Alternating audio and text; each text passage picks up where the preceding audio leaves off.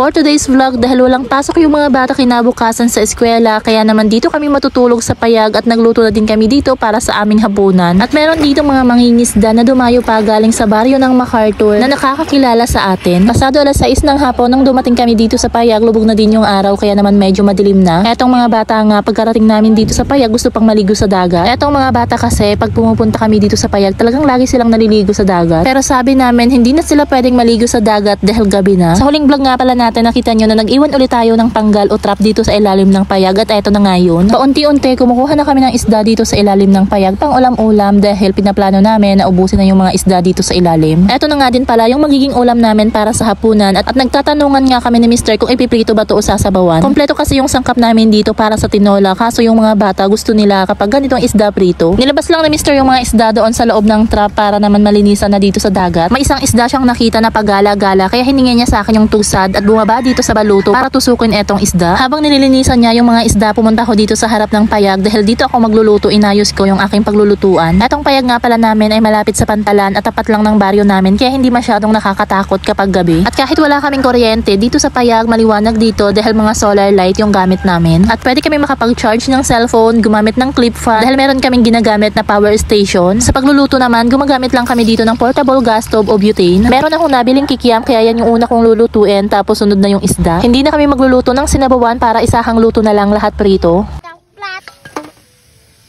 Masarap yun.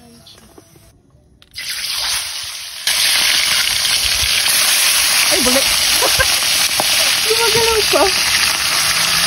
At dahil pagkaahon lang talaga sa dagat, nilinisan lang, niluluto ka agad kaya naman yung mga isda buhay pa kahit nakasalang na. Dati kasi nagluto ako ng sinabawang isda, talagang tumatalon pa yung isda. Maraming nagsabi na hindi nga daw namin nilinisan yung isda dahil buhay na buhay pa. Si Mr. na nga pala yung pinagpatuloy ko sa pipiprito dahil panay tilamsek, sabi ko sa kanya ako na lang yung gagawa ng sausawan. Pagkatapos ni Mr. magluto, kumain na din kaming lahat dahil anong oras na yan. Na-enjoy din ng mga bata yung pagkain namin lalo na't nagustuhan nila yung prinitong isda at kikiam. Habang nakaupo at nagpapahinga kami dito sa balkonahe sa payag, meron kaming natanaw ng mga mangingisda na dumating dito sa pantalan at galing pa nga daw sila sa kabilang baryo, sa baryo ng MacArthur. Tinawag nila ako at i-shoutout ko nga daw sila. Kaya shoutout kila kuya na taga MacArthur, sayang madilim lang kaya hindi natin makikita yung mukha nila. Low tide nga pala ng mga oras na yan kaya madaming mangingisda. Tignan nyo, yung mga maliwanag na yan, mga nangingisda yan. Mga nanunulo kung tawagin dito sa amin sa Northern Samar. Yung mga nakukuha nila, isda, hipon, shells o kaya naman mga balat. Lahat ng klase na pwedeng makain o maibenta, kinukuha nila. Nagkataon kasi na yung low tide gabi kaya marami talagang mangingisda sa gabi.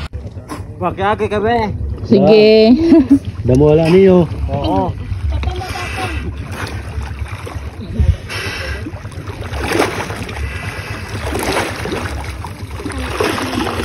Meron din silang mga dalang styro na nakatali lang siguro yan sa kanila para lalagyanan nila ng mga nahuhuli nila. At kung nakarating ka nga pala sa part na to, maraming salamat sa panonood mo ng simpleng buhay namin dito sa probinsya ng Northern Samar. At kung nagustuhan mo naman yung vlog natin ngayon, pwede mo akong i-follow at i-share na din yung video na to. Salamat, see you on my next vlog. Gusto mo rin magkaroon ng ganito, bisitahin mo yung link sa comment section.